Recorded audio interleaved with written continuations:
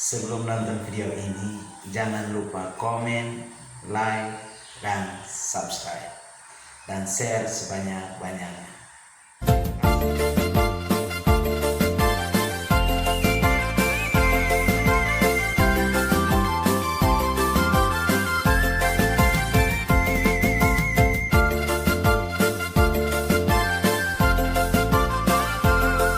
Sebelum lanjut ke materinya, mohon maaf jika dalam salah pengucapan atau kurang lengkap dalam merangkai kata-kata untuk promosi kesehatan. Mohon maaf yang sebesar-besarnya. Ayo next.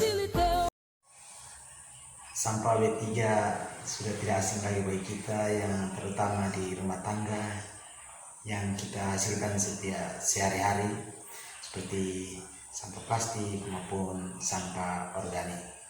Nah, di sini saya akan memberitahu bagaimana cara pengolahan sampah B3 rumah tangga.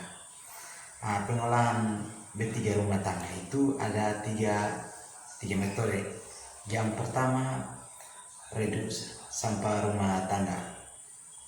Reduksi yang disebut dengan istilah reduksi dalam hal ini diartikan sebagai upaya untuk menyediakan atau mencegah timbulnya sampah B3 rumah tangga yang dilakukan melalui berbagai upaya seperti substitusi, misalnya untuk menyediakan sampah kantong plastik belanjaan berkali-kali.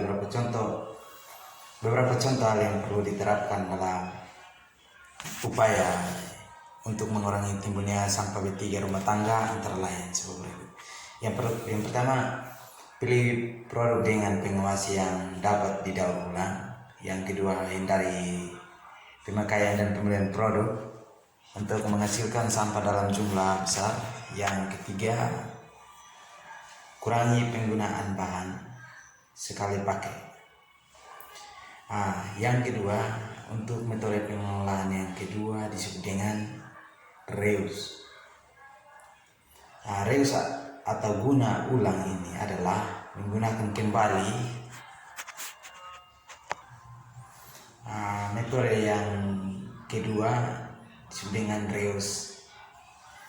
Reuse adalah penggunaan kembali secara langsung suatu produk atau barang bekas atau sampah yang sudah timbul, baik untuk tetap digunakan sebagai fungsi semula ataupun sebagai fungsi yang lain tanpa proses pengolahan kembali sampah tersebut.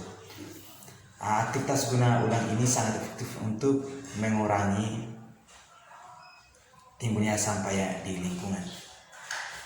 Adapun beberapa tindakan yang dapat dilakukan sebagai upaya daur ulang terhadap sampah rumah tangga yang sudah terbentuk adalah sebagai berikut. Yang pertama, gunakan kembali wadah atau kemasan untuk fungsi yang sama atau fungsi yang lain. Yang kedua, gunakan wadah atau kantong yang dapat digunakan berulang-ulang. Yang ketiga, gunakan baterai yang dapat dicas kembali. Yang keempat, jual atau berikan sampah yang telah terpilih kepada pihak yang memerlukan.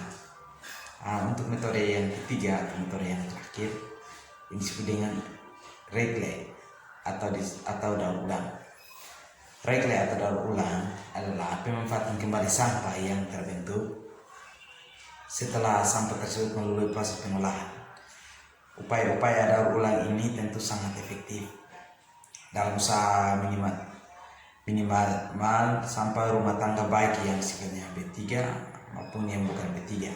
Selain diuntungkan dalam hal minimalisasi sampah, upaya daur ulang ini tentu sangat berarti dari segi ekonomi bagi sebagian masyarakat, khususnya para pekerja pemulung yang menggantungkan hidupnya pada hasil penjualan sampah yang dikumpulkan para pemulung. Namun demikian, bukan hanya pemulung yang memetik manfaat dari daur ulang sampah, melainkan masyarakat umum juga bisa dapat menerima manfaat yang tak kalah penting, terutama dalam hal pelestarian lingkungan hidup.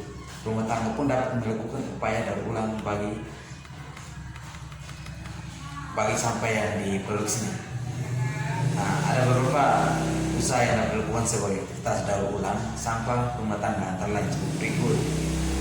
Yang pertama, pilih produk dan kemasan yang dapat didaur ulang.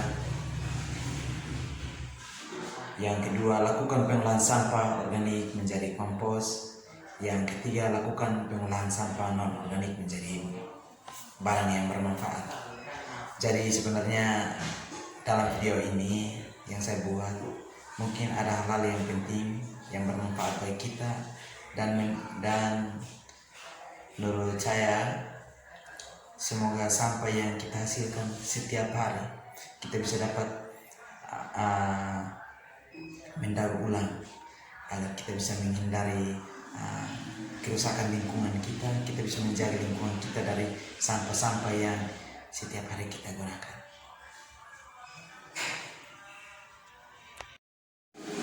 Terima kasih atas dukungan.